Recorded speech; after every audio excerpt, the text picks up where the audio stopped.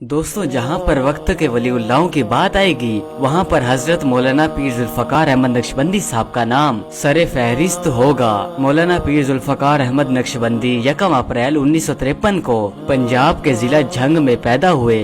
हजरत ने 1967 में मैट्रिक की और 1971 में पंजाब यूनिवर्सिटी से BS 4 साल प्रोग्राम किया। 1976 में इलेक्ट्रिकल इंजीनियरिंग में BS किया और फिर लम्स यूनिवर्सिटी से ह्यूमन मैनेजमेंट रिसोर्स का कोर्स किया। हजरत दामद बरकातुहुम खेलों में भी बढ़ चढ़ कर हिस्सा लिया करते थे और चैंपियन थे स्पोर्ट्स के। क्रिकेट टीम के कप्तान थे, फुटबॉल टीम के कप्तान थे, वगैरह वगैरह। हजरत दामद बरकातुहुम की जॉब अमेरिका में थी। हजरत अमेरिका में एक शुगर मिल में जनरल मैनेजर थे। आपके अंडर 35 फैक्ट्रियां काम करती थी। आपकी तनख्वाह एक दिन की 1 लाख रुपए थी और ये उस वक्त की बात है जब डॉलर का रेट पाकिस्तान में 18 रुपए का था। आपने ये नियत की हुई थी कि जब मेरी उम्र 40 साल की होगी तो मैं दुनिया की नौकरी छोड़कर अल्लाह पाक की नौकरी करूंगा। मैं अपनी बाकी सारी उम्र दीन के लिए वक्फ कर दूंगा। दोस्तों, जरा सोच कर बताइए कि एक दिन की तनख्वाह 1 लाख रुपए थी और डॉलर भी अपने पाकिस्तान में 18 रुपए का था। तो सोचिए अगर आज आपकी जॉब होती तो फिर एक दिन की कितनी ज्यादा कमाई होती। ये होती है निशानी अल्लाह वालों की। अल्लाह वाले माल दौलत से मोहब्बत नहीं करते हैं। आप फरमाते हैं कि आज तक मेरे दिल में जरा बराबर भी ख्याल नहीं आया कि ऐ काश मैं नौकरी कर लेता। आप फरमाते हैं कि मुझे बड़े की नौकरी करके इतना मजा आता है कि छोटों की नौकरी करने का दिल ही नहीं करता मेरा। आप बयान में फरमाते हैं कि मुझे हुजूर पाक सल्लल्लाहु अलैहि वसल्लम की ज़ियारत 100 से ज्यादा मर्तबा हुई थी।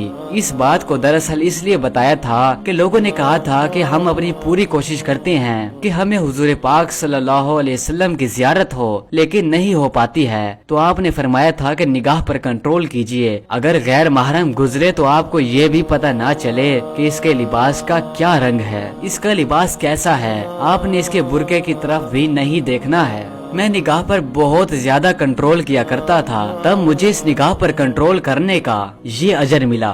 कितनी नजर की हिफाजत करनी होती थी।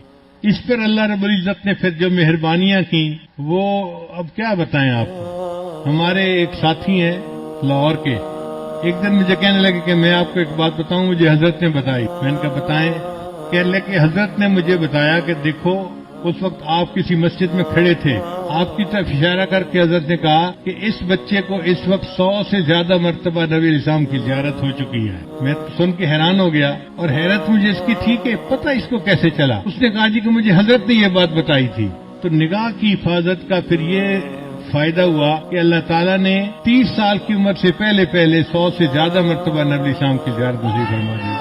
हजरत जुल्फकार अहमद नक्शबंदी साहब रूहानियत के बेताज बादशाह हैं। आपके बहुत सारे खुलफा और शागिर्द हैं। आपके अजीम तरीन शागिर्द में हजरत मौलाना खलीलुर रहमान सज्जाद नुमानी साहब शामिल हैं। हजरत के करीबी लोग बताते हैं कि हजरत की वालदा बचपन में फरमाया करती थी, ऐ जुल्फी तुम मेरे सामने खड़े हुआ करो, जब तुम मेरे सामने खड़े होते हो तो मक्खन ज्यादा निकलता है। हजरत की वालदा भी ये जानती थी कि मेरे बेटे को अल्लाह पाक ने बड़ा मकाम अता फरमाया है। आपके 2 साहिबजादे हैं। बड़े बेटे का नाम हबीबुल्लाह है और छोटे बेटे का नाम सैफुल्लाह नक्शबंदी है। आपने बहुत सी किताबें लिखी हैं। अगर आप हजरत की किताबों को पढ़ेंगे तो आपको यूं लगेगा कि आप इल्म के समंदर में तैर रहे हैं। हजरत कॉलेजेस, मदरसे और यूनिवर्सिटीज में लेक्चरार भी रह चुके हैं। हजरत का अंदाज़े बयां बहुत ही सादा है और निहायत ही प्यारा और दिल में उतर जाने वाला अंदाज है।